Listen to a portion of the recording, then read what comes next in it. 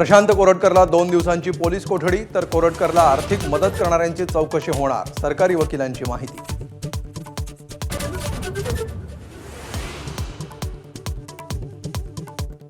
सुनावणी संपल्यानंतर प्रशांत कोरटकरवर वकिलाचा हल्ला, अमित कुमार भोसले असं मारहाण करणाऱ्या वकिलाचं नाव।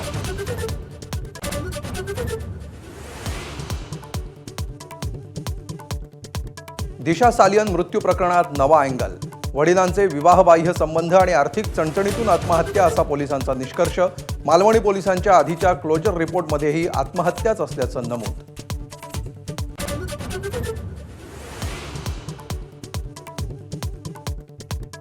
संतोष देशमुख हत्या प्रकरणात आरोपी जयराम चाटे आणि महेश केदारच्या जबाबात आणखी एक नाव, सुग्रीव कराडच्या सांगण्यावरून संतोष देशमुखांनी मारहाण केल्याचा दावा।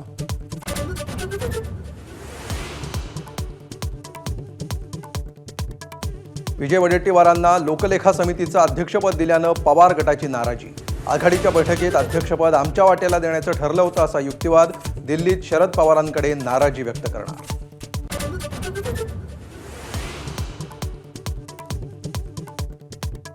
सिंहस्थ कुंभमेळ्यासाठी नाशिक आणि त्र्यंबकेश्वर अशी नावं लावण्याचा प्रयत्न, मंत्री गिरीश महाजन यांची माहिती। साधू महंतांमधील वादावर सरकारकडून तोडगा।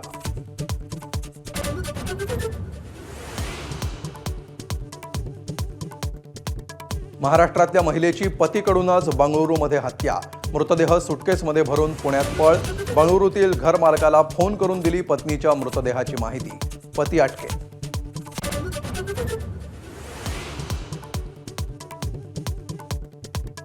कॉमेडियन कुणाल कामराला मद्रास हायकोर्टाचा दिलासा, 7 एप्रिलपर्यंत अटकेपासून अंतरिम दिलासा।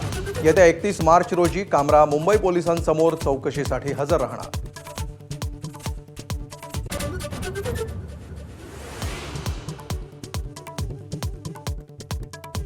शेजाऱ्याकडून 10 वर्षांच्या मुलीला लग्नाची मागणी, अपहरणानंतर लॉजवर नेऊन लैंगिक अत्याचार, पुण्याच्या वारजेतील घटनेनं संताप।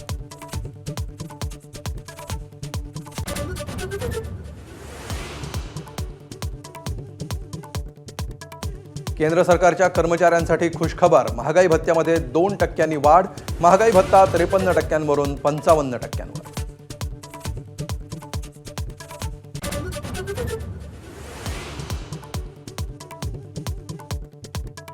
म्यानमारमध्ये 7.7 रिश्टर स्केल तीव्रतेचा शक्तिशाली भूकंप, अनेक इमारती जमीनदोस्त, जीवितहानीचं वृत्त नाही।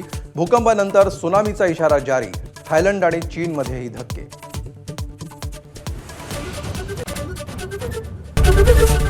एबीपी माझा, उघडा डोळे बघा नीट।